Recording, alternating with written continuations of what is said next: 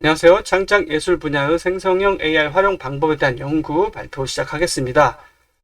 올해 가장 큰 화두였다면 챗 GPT의 등장이었습니다. 공개 5일 만에 사용자 100만 명이 사용하게 되었고 2개월 만에 1억 명이 돌파하게 되었습니다. 지금은 전방위적으로 모든 영역에 활용이 되고 있고요. 단순한 짜집기를 넘어서 글쓰기, 소설, 시까지도 활용하고 있고 검색 확장, 대화를 통한 아이디어 도출과 제안, 대화형으로 아이디어를 주고 그 대답을 통해서 다시 또 새로운 아이디어를 얻고 그렇게 하나씩 확장해 가는 과정을 통해서 결과를 얻어가는 방식 굉장히 유용하고 저도 많이 사용하고 있습니다. 철학적인 대화도 가능하고 프로그램 코드까지 생성하고 작사 작곡도 가능합니다. 오른쪽에 있는 것이 크립팅 코드 작사 작곡한 장면인데 사실 한 번에 완벽하게 끝나는 것이 아니고 이것도 많은 시행착오를 겪어야 되겠지만 실제 업무에서 활용한 결과 25%까지도 효율성을 높였다는 결과가 많이 나오고 있습니다. 사회 전반적으로 교육, 마케팅, 비즈니스 전방위적으로 모든 분야의 GPT가 활용되고 있고 그거에 대한 연구도 활발히 이루어지고 있습니다. 그 이후에 챗GPT에 관련된 이런 것들, 아수겁, 빙챗 많은 것들이 등장하고 있고 각각의 개성에 맞게 각각의 특정에 맞게 그 다양한 방향으로 발전되고 있습니다. 이미지 생성 AI가 저에게 충격을 주었던 사건, 인공지능 만든 이미지가 수상한 사건이 있었습니다. 이 이후에 생성 이미지 생성기가 폭발적으로 관심을 끌기 시작했는데 이후에 또 비슷한 사건이 있었습니다. 사진 대회에 인공지능 만든 사진을 제출하고 이것이 또 1위에 수상을 했습니다. 그리고 작가는 반납을 했습니다. 작가의 말에 의하면 사진의 미래에 관한 토론의 장을 열고 싶었다고 합니다. 현실적으로는 이 사건이 의미하는 것은 이제 사진과 AI로 만든 이미지와 구분이 거의 어려운 단계까지 왔다는 것이죠. 예전에는 이제 저게 이미지가 어떤 이미지일까 궁금해했다면 궁금하고 저거는 생성형 AI로 만들었나 라고 생각했다면 이 이미지 이후에는 정말 이제 맘먹으면 구분이 어려운 상태까지 도달한 것이죠. 그리고 일상적으로 저도 계속해서 생성 AI를 이용해서 다양한 아이디어를 얻고 또 이미지를 만들어 보고 있는 장면입니다.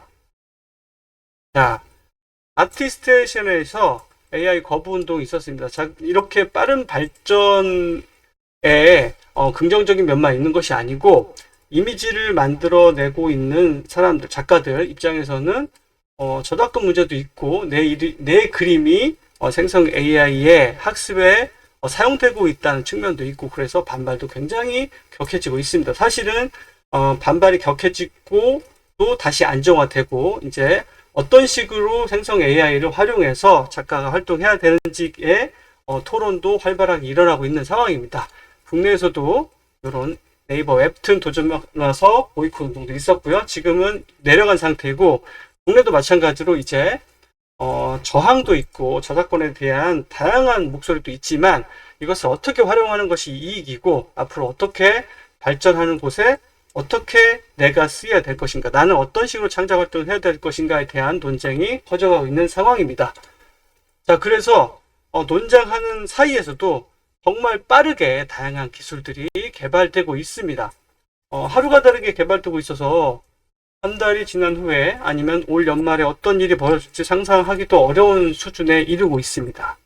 다양한 스타일이 만들 수 있고 다양한 스타일을 이미 다 만들어서 이것들을 상용화하고 코믹북으로 판매도 하고 있습니다. 그리고 이미지 텍스트뿐 아니라 기존에 있던 이미지를 활용해서도 이렇게 스타일라이즈 해서 원하는 방향으로 형태를 바꿔갈 수 있는 기술도 등장하고 있습니다. 그리고 현실 세계에 있는 모델을 대체해서 인공지능을 활용해서 현실 세계보다 더 현실감 있고 더 아름답고 더 다양한 형태의 이미지를 만들 수 있는 실험도 계속되고 있습니다. 그리고 활발하게 만들어진 그 것들이 자유롭게 공유되고 그것을 공유한 것을 자유롭게 다운로드 받아서 테스트할 수 있기 때문에 그 발전 속도는 더욱더 빨라질 수밖에 없는 상황입니다. 다양한 스타일을 만들 수 있습니다. 자, 너디스타가 공개한 프로그램드 9 프로토타입인데 인공지능을 적극 활용해서 게임을 만들고 있는 과정이고, 배경에 쓰인 이미지, 이것도 스테이블 디퓨전을 활용했고, 이펙트도 스테이블 디퓨전을 활용했습니다. 그리고 일러스트도 스테이블 디퓨전으로 생성한 이미지에 페인팅하는 방식으로 해서 게임 전체, 그리고 홍보 이미지까지도 인공지능을 활용해서 게임을 만들고 있고, 이것을 사용자 목표로 하고 있다는 게 아주 고무적인 상황입니다. 프롬프트 엔지니어링, 저도 잘 몰랐던 것인데 사실 지금 가장 크게 대두되고 있는 단어이죠. AI로 어떤 결과물을 내기 위해서 어떤 것을 입력해야 되는 것인가, 이거에 대한 쉽게 말하면 그런 것이죠. 어떤 글을 써야 되고 어떤 키워드가 잘 먹히는지, 그리고 챗GPT 아니면 미드저니, 스테이블 디퓨전 각각의 인공지능에 따라서 어떻게 프롬프트를 입력해야 되는 것에 대한 연구이죠. 그리고 이것들을 가지고 원하는 결과물이 더 상이하게 나오기 때문에 이것에 대해서 서로 교환하고 서로 연구하고 프롬프트를 또 사고 하는 시장도 활발하게 생성되고 열리고 있습니다. 앞으로 주요한 키워드가 될 것이고, 프롬프트 엔지니어이란 직업군도 크게 확대될 것으로 예상되고 있습니다. 그래서 이렇게 미드저니가 새롭게 계속해서 그 버전업이 되고 있는데, 올해 7 버전까지 나올 거라고 합니다. 그 중에서 이렇게 새로 버전업 되면서 줌아웃 기능이 생기고, 줌아웃 기능이 있을 때는 어떻게 활용할 것인지, 그 다음에 각각 프롬프트를 여기 보시면 빌딩, 시티 효과를 어떻게 줄 것인가. 근데 여기서 이런 키워드, 이런 프롬프트를 넣었을 때 여기 달라지는 것들을 활용할 수 있다.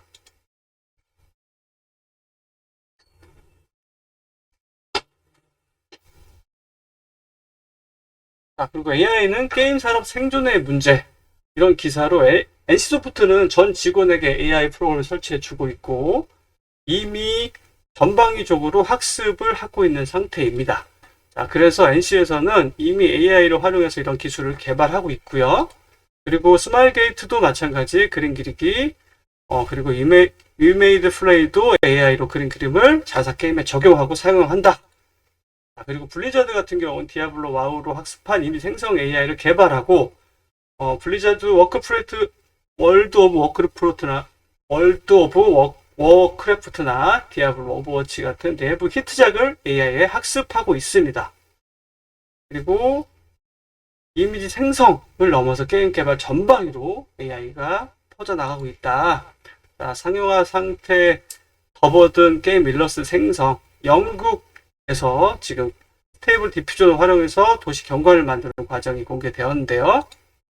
이렇게 도시 경관 이미지를 가지고 학습하고 다시 그래픽화하고 이런 것들이 이루어지고 있고, 아마도 점점 발전하는 단계에 따라서 3D 자체 데이터도 다 생성이 될 거로 예상하고 있습니다.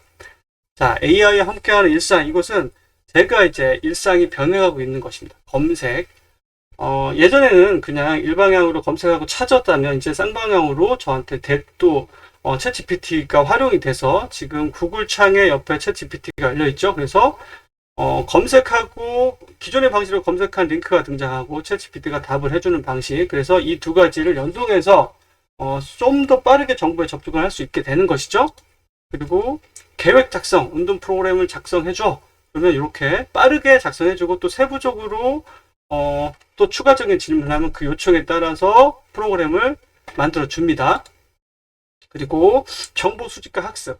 제가 이제 유튜브를 통해서 정보를 수집할 때 1시간짜리 영상이다, 아니면 2시간짜리 영상이다, 그 영상을 다 보고 어떤 곳에 무슨 데이터가 있는지 찾는 게 굉장히 번거로운 일이었죠. 그리고 그걸 통해서 얻어진 정보를 다시 재가공하는 데까지 시간이 엄청 오래 걸립니다. 근데 지금은 정보 수집을 하고 유튜브를 실행을 합니다. 그래서 제가 어떤 정보를 찾기 위해서 유튜브에서 어떤 키워드를 넣고 확인한 다음에 바로 옆에 있는 이 GPT 활용해서 트랜스크립트 앤 서머리에서 얘가 말하고 있는 거, 이 정체 영상에 있는 내용이 한 번에 클릭하 동시에 거의 실시간으로 설명이 되고, 그 다음에 이것을 챗GPT에 영입하면 바로 주요 내용, 이 영상 전체가 무엇을 얘기하고 있는지 주요 내용에 대해서 정리를 해줍니다. 그래서 학습 시간이 정말 기존 대비해서 비교할 수 없을 정도로 빨라졌고 낭비된 시간이 절약이 됐고 그 다음에 정리하는 시간도 절약이 됩니다. 그래서 핵심 내용만 파악하고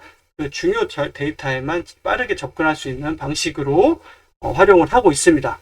그리고 문서 작성, 요거는 지금 제가 생성 AI 활용 방법과 전반적인 학습과 정리에 대한 키워드를 넣고 노션 AI를 통해서 기본 목록을 작성해서 어떤 식으로 어떤 식으로 정리해야 될 것인지, 그리고 세부 대응 어떻게 할 것인지를 한 번에 정리한 내용입니다. 그래서 클릭 한 번, 노션 AI에서 제목을 넣고 제목 아래 AI를 활용해서 클릭 한 번으로 완성된 글입니다. 그리고 이것을 세부적으로 더 확장해 나갈 수 있는 것이죠. 그리고 아이디어를 구체화. 이 장면은 제가 미팅을 하기 위해서 이동하는 지하철 안에서 영감을 얻어서 새롭게 출시된 미드저니 5.2의 기능을 활용해서 아이디어를 도출하고 이것을 줌아웃 기능으로 주변을 확대해 나간 것입니다. 그리고 이것은 같은 기능을 이용해서 이것도 마찬가지로 이동하는 지하철 안에서 영상으로 만들었던 장면의 일부입니다. 그래서 줌아웃 기능을 이용해서 최초 눈에 실제 리얼한 그 이미지를 출력하고 나서 점점점 줌아웃하고 줌아웃하는 과정에서 프롬프트를 새로 바꿔서 이런 식으로 새로운 이미지로 확장해 나가는 과정, 그 영상을 스샷을 찍어 놓은 이미지입니다. 이게 이루어지기까지 지하철 안에서 30분 남짓한 시간으로 모든 게 다 가능했다는 것이죠. 예전 같으면 상상할 수도 없는 일이고요. 이 아이디어를 얻은 것을 통해서 다시 본격적인 작업에 사용할 수 있는 것이죠. 그리고 이것은 제가 전시장에 가서 찍었던 이미지를 인공지능을 이용해서 이 이미지를 보고 어떤 아이디어, 어떤 이미지라고 해석되는지를 뽑아내고 프롬프트를 뽑아내는 것이죠. 이것을 가지고 다시 재해석해서 다양한 이미지를 만들어 본 결과입니다.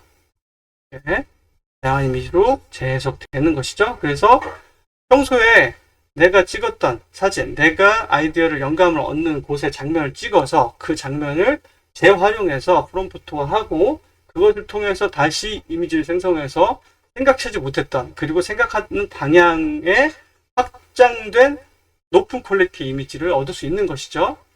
그리고 같은 방식으로 타노스의 이미지로 4가지의 프롬프트를 얻고 다시 아이디어를 구체화해 본 것이고, 마찬가지로 같은 방식으로 아이디어를 얻고 이 아이디어를 얻은 이미지를 하나 선택해서 다시 점점 확장해서 전신으로 만들어가는 과정입니다.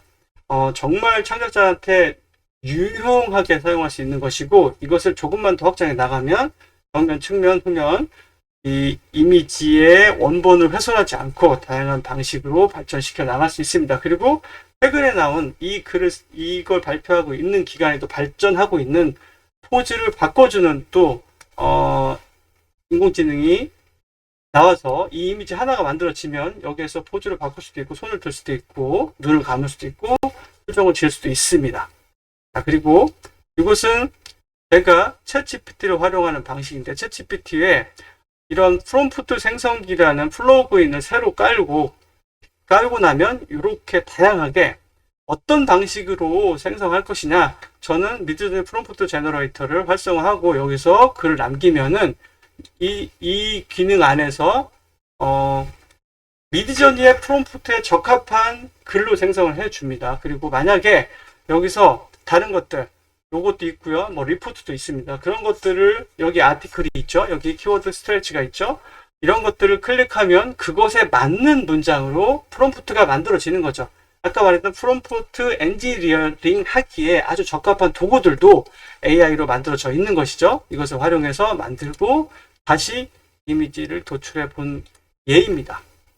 자, 그럼 어떻게 활용할 것이냐. 지금 현재 웹툰, 그리고 코믹북 이런 것들은 이미 판매하는 플랫폼도 굉장히 많이 만들어지고 있고, 국내, 해외 마찬가지로 이미 만들어진 것들을 아마존에서 판매하고 있고, 이렇게 AI로 만들어진 것만 판매하는 플랫폼도 활성화되고 있습니다. 자, 그리고 창작자로서 스크립트를 만드는 것, 챗GPT, 리튼, 바드, 노션 AI, 이미지 생성, 그리고 동영상 제작, 그리고 목소리, 사운드까지 모든 종류의 창작에 관련된 모든 분야의 AI가 계속해서 만들어지고 있다. 그래서 창작을 한 사람이 1인 창작자에게 큰 도움이 될 것이고, 본인이 전반적인 프로토타입이나 스토리보드 텔링한 전체적인 이야기 구조를 사운드까지 만들어서 기본적인 아이디어를 프로토화하는 것에도 큰 도움이 될 것입니다. 저도 이렇게 사용하려고 노력을 많이 하고 있습니다. 그리고 지금 그 세부적으로 AI를 활용해서 영상을 만들어주는, 여기 보면 여기 사람 인물을 캐릭터로 대체시켜 주는 것입니다. 여기에 원래 사람이 찍혀 있었고, 이것을 여기서 제공하는 다양한 다른 캐릭터로 대체해서 영상에 전혀 문제 없이 만들어주는 기술입니다. 그리고 텍스트를 바로 텍스트와 이미지를 바로 영상으로 만들어주는, 텍스트를 입력하고 원래 찍었던 이미지를 활용해서 다시 영상으로 만들어주는 기술도 활발하게 개발되고 있고, 이것은 유튜브 영상이나 이런 정보를 전달하는 영상을 키워드를 입력하면 자동으로 만들어주는 또 서비스입니다.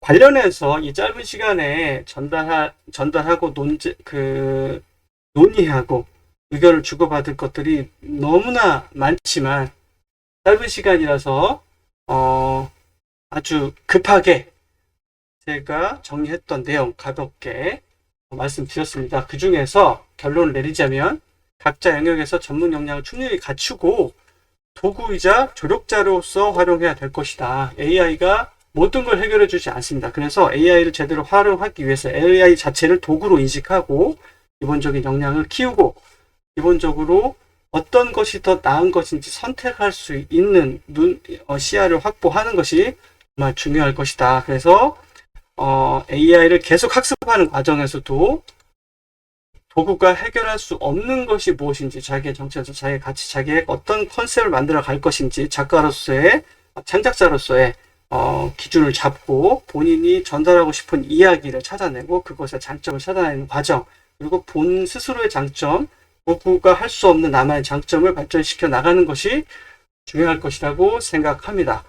이렇게 발표 마치도록 하겠습니다.